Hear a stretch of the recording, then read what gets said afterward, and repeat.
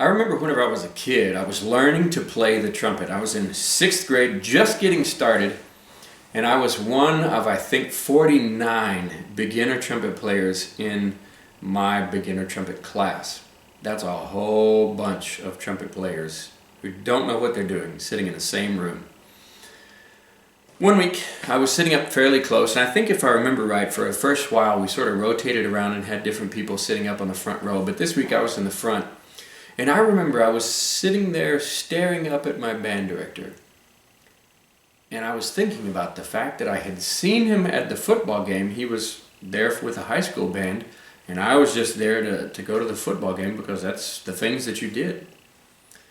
And I remember just staring at him during class and thinking, I saw him at the football game on Friday. So I decided to tell him right then, hey, I saw you at the football game. And it was true. I'd seen him. But I'm not real clear why I thought it was a good idea or necessary to tell him right then. I don't think it was a good idea looking back at it, and I don't think he did either because he's teaching. And he looked at me and he says, you needed to tell me that right now. And he kind of went back to teaching. And looking back, I realized, especially as an adult who has tried to teach, I wasn't, as a student, paying a lick of attention to what he was actually talking about. Instead, I was just sitting there thinking about the fact that I'd seen him at the football game. So I told him that I had seen him, and I didn't really consider anything else that was going on. But it seems to me that that's something that children have a tendency to do. A good example, if you've ever tried to teach 3-year-olds in Bible class, they tell you some things pretty random. It's kind of funny. You could be teaching along and talking about various things, and then you ask an important question. You're trying to get them to be thinking, and you ask something maybe about Jesus, and one of them raises their hand, and you're like, oh, good, you have an answer. And they say, I have an Elsa doll at home, and it's my favorite, What? What does this have to do, But that's just the way children operate, and it's something that you expect from young children. Maybe not so much from a 6th grader like I was, but especially not from an adult. But today, I want to look at a story that I think is surprisingly similar to this instance. It comes from Luke's gospel account, and it involves Jesus teaching a very large crowd. Jesus had been teaching the people really for quite some time now, and as he taught, more and more people were beginning to follow him. And at this point, Luke tells us that so many thousands of the people had gathered together that they were trampling one another. And he began to teach them. He goes on to say, I think, some very important things, but he gets to this parable. He's prompted by someone in the crowd. This is Luke chapter 12, verse 13. Someone in the crowd said to him, Teacher, tell my brother to divide the inheritance with me. I can't help but wonder why he asked Jesus this question. It seems to me, in today's world, in the way that we do things, if I had a similar dilemma, I would ask a lawyer or some kind of a judge or something like that, a legal person. Why didn't he go to a judge or some other legal representative, a lawyer of sorts? Well, as it turns out, in a sense, Jesus could easily have filled the role that man needed. What I mean to say is that this was a question of Old Testament law, or Torah. And in question of Torah and how it was to be interpreted, people would go to rabbis and ask them, and they would consult them for their thoughts and understanding, and they would interpret the law to them. So this is in question from Deuteronomy 21, verse 15 through 17. It says, If a man has 2 wives, the one loved and the other unloved, and both the loved and the unloved have borne him children, and if the firstborn son belongs to the unloved, then on the day when he assigns his possession as an inheritance to his sons, He may not treat the son of the loved as the firstborn in preference to the son of the unloved, who is the firstborn. But he shall acknowledge the firstborn, the son of the unloved, by giving him a double portion of all that he has, for he is the firstfruits of his strength. The right of the firstborn is his. The idea there, of course, being the firstborn son, regardless of which wife, is the firstborn son. And so he gets a double portion of inheritance. So as we think about this question here, a rabbi would very much be the person to consult regarding an issue like this. If you had a question of inheritance with respect to the Torah, you should go to a rabbi. And that, I think, suggests that Jesus was seen as a rabbi at this particular time anyway, and he was seen as one who had authority. But what does Jesus do? Does he settle this dispute with this most likely younger brother? He doesn't. Instead, he seems to cut, as Jesus frequently does, straight to the heart of the matter. He responds to him and he says, basically, I'm not going to be a judge or an arbitrator over you. But then he goes on and he tells this parable. This starts in verse 15. And he said to them, take care and be on your guard against all covetousness, for one's life does not consist in the abundance of his possessions. And he told him a parable, saying, the land of a rich man produced plentifully. And he thought to himself, what shall I do? For I have nowhere to store my crops. And he said, I will do this. I will tear down my barns and build larger ones, and there I will store all my grain and my goods. And I will say to my soul, soul, you have ample goods laid up for many years. Relax, eat, drink, be merry. But God said to him, fool, this night your soul is required of you. And the things you have prepared, whose will they be? So is the one who lays up treasure for himself and is not rich toward God. As I think about it, I feel like personally, I've never really had much difficulty understanding what this parable is about. It seems pretty straightforward and understandable to me, especially whenever you compare it to some of the other parables that Jesus teaches that I think are a little more confusing. I readily get the idea that I should not be rich in material things and bankrupt towards God. Now, it does not say that I cannot have material things, just that those material things should not outweigh my interest in the things of God. That said, I want to look at what follows. Verse 22, Jesus said to his disciples, therefore I tell you. And as I think about that, it could be said, based on what I just said, this parable that I've just told about the rich man and how his soul was demanded of him, let me tell you something. And this is where I think we get into maybe the meat of what he's really talking about. So let's look at the next following verses from here. So, based on this parable, therefore I tell you, do not be anxious about your life, what you will eat, nor about your body, what you will put on. For life is more than food, and the body more than clothing. Consider the ravens. They neither sow nor reap. They have neither storehouse nor barn, and yet God feeds them. Of how much more value are you than the birds? And which of you, by being anxious, can add a single hour to a span of life? If then you are not able to do as small a thing as that, why are you anxious about the rest? Consider the lilies, how they grow. They neither toil nor spin. Yet I tell you, even Solomon in all his glory was not arrayed like one of these. But if God so clothes the grass, which is alive in the field today, and tomorrow is thrown into the oven, how much more will he clothe you, O you of little faith? And do not seek what you are to eat and what you are to drink, nor be worried. For all the nations of the world seek after these things, and your Father knows that you need them. Instead, seek His kingdom. These things will be added to you. As I think about it, the close of that section is really significant to me. Do not seek what you are to eat or wear or drink, whatever. All the nations of the world seek after these things. They seek them. They pursue them. Your Father knows that you need them. So the question is, what are you seeking?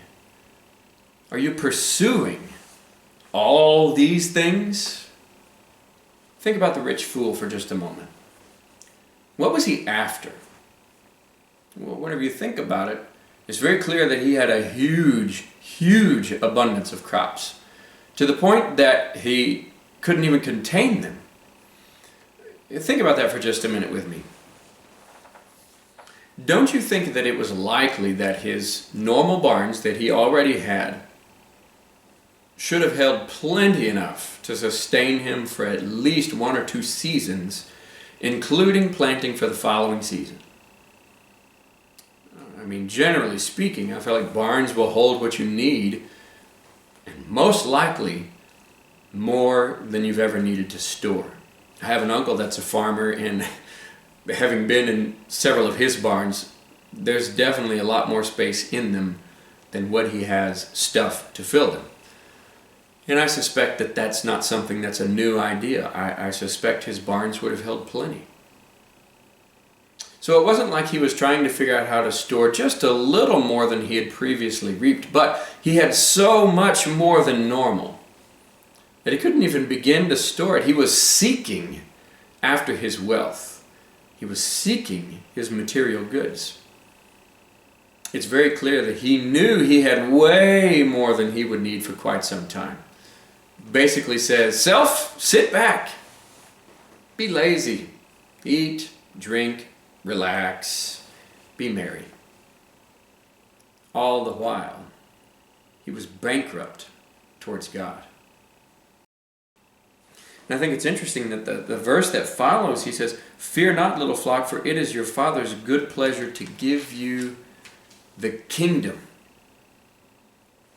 Think about that. That's quite an inheritance. The kingdom. Not just a portion of what he owned, but the kingdom. That's quite the inheritance. So what are we to do? What maybe should the rich fool have done? He goes on in verse 33, sell your possessions and give to the needy. Provide yourselves with money bags that do not grow old, with a treasure in the heavens that does not fail, where no thief approaches and no moth destroys. For where your treasure is, there will your heart be also. Sell my possessions and give to the needy? Wait a minute.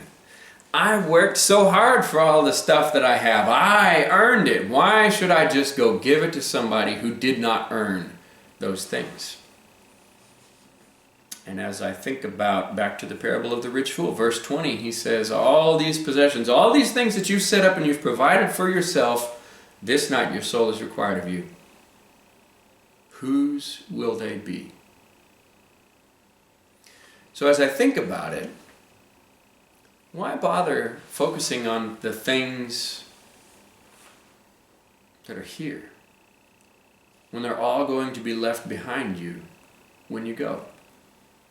Instead, I think the idea is to provide, if you will, for your ultimate retirement, where he says you have the money bags that do not grow old, no thief approaches, no moth destroys, no recession ruins. You have a 401k that doesn't get decimated.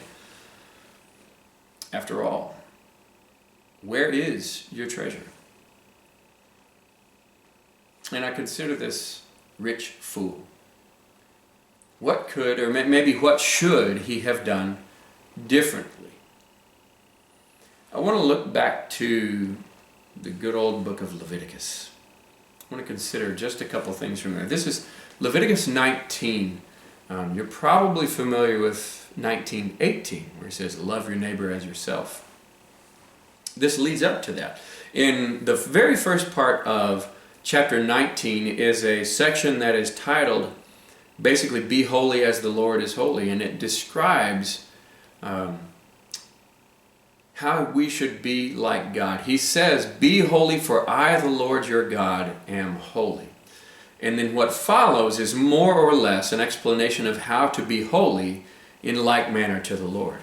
And this comes from verse 9 and 10. He says, when you reap the harvest of your land, you shall not reap your field right up to its edge, neither shall you gather the gleanings after your harvest.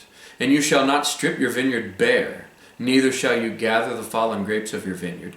You shall leave them for the poor and for the sojourner. I am the Lord your God. Now, I could be wrong, but I suspect that our rich fool, he had gathered most likely 100% of his crops right up to the edge of his field. And I also wouldn't be surprised if he went back over his fields a time or two to get what was left over from the first harvest. It's speculation, I know. Nevertheless, he could have sold the leftover from all that he'd gathered and given it to the needy, as Jesus tells us to do, and not even have been put out just a little bit.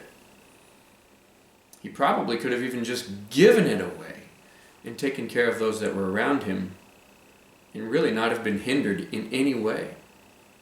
Remember, he had such a gross abundance of grain and possessions that his barns were so much smaller than necessary that he deemed it ideal to tear those barns down and build new, much bigger barns.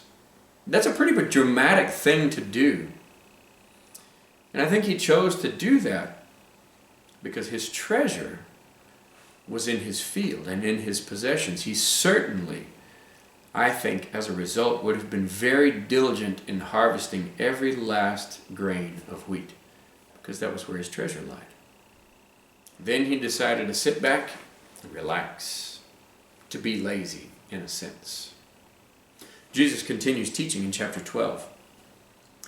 Stay dressed for action, and keep your lamps burning, and be like men who are waiting for their master to come home from the wedding feast, so that they may open the door to him at once when he comes and knocks. Blessed are those servants whom the master finds awake when he comes. Truly I say to you, he will dress himself for service and have them recline at table, and he will come and serve them. If he comes in the second watch or in the third and finds them awake, blessed are those servants. But know this, that if the master of the house had known at what hour the thief was coming, he would not have left his house to be broken into. You must be ready, for the Son of Man is coming at an hour you do not expect. We must be ready. We must be standing watch when the Son of Man returns, because he's coming at an hour that we do not expect. Just like the rich man, he's making all these plans, but this very night your soul is required of you. So what does that mean? Be ready. Look at what he says. The servants are doing. They were awake. They had their lamps burning. They were ready to serve whenever the master returned. They knew that they needed to be diligent and watch for him to return. So they did. And so they were, in a sense, they were about the master's business until he returned. And that's what we got to do. We must do the same. We cannot simply sit back, relax, eat, drink, and be merry. As I think about these things, I always like to consider the context of Scripture. Now, we've been looking at what follows this parable very much, but we haven't really looked at what precedes this parable. Why is this parable here, in this place? Why did Dr. Luke put it in this spot? What was the value in putting it here? Leading up to this parable, Jesus is really teaching, I think, about some very important things. Verse 1 through 12, beware of hypocrisy, the leaven of the Pharisees, right? Know that nothing that you have said or done in the dark, in secret, will not be kept secret. It will be made known. Be sure that you fear God. Be sure that you acknowledge Jesus. Be sure that you fear God because He has authority over your eternity. Acknowledge Jesus before men. Don't blaspheme the Holy Spirit. And then he says that the Holy Spirit will give you the words you need to defend yourself when you're brought before the rulers and the authorities. I think these are all very important things, if you will, weighty matters, things that we really need to take seriously. We have to acknowledge Jesus before mankind. We have to be dedicated. Important things. And then this man. Tell my brother to share the inheritance with me. I spent a lot of time thinking about this. In studying and trying to figure out how this fits with what we're talking about here. How is inheritance related to any of this? And I just couldn't figure it out. I spent so much time that I was like, it doesn't fit. Why is it here? And as I think about it, I think that might be the point. It doesn't fit. This man who asked Jesus to tell his brother to split, maybe he didn't ask, he rather demanded, tell my brother, split the inheritance with me. He just popped off pretty much randomly, much like a 6th grader in band class or maybe a 3-year-old in Bible class might do. This man who had asked Jesus to tell them to split inheritance, he wasn't paying any attention to what Jesus was talking about. He had been so consumed with this issue of inheritance, I don't think he could see beyond it. And I think that's why Jesus gets right to the heart. Be on your guard against all covetousness. Paul would say that covetousness is idolatry in the 3rd chapter of Colossians. He says that as I think about it, his covetousness had been so consuming to him about this inheritance issue. It had been weighing on him so heavily and his mind was consumed by it. He didn't even hear the very Son of God, Jesus, teaching. He didn't hear any of the things that he's talking about. So my takeaway from that, in really this chapter, we cannot let the things in this world gain our attention so much that we're unable to hear Jesus teaching and calling us to a better life. We must not lose sight of what Jesus expects us to become. We must be seeking His kingdom. And I think we need to be considering, how do we love our neighbors that are around us? Jesus says, sell your possessions, give to the needy. Leviticus 19, be holy because I, the Lord your God, am holy. And we've got to be ready. We have to be about the Master's business until He returns. So I think, sure, have plenty of things and material goods in this life. Absolutely. But don't find yourself so consumed with this world and the things in it that you no longer hear Jesus teaching, that you become bankrupt towards God. Thank you for joining me tonight to consider the parable of the rich fool. it has challenged me, and it has helped me to see where my priorities ought to be. And I hope it's been something that has challenged you and maybe made you consider something you hadn't before. So, thanks for being here. As always, I like to say, be strong and courageous. I look forward to seeing you again soon.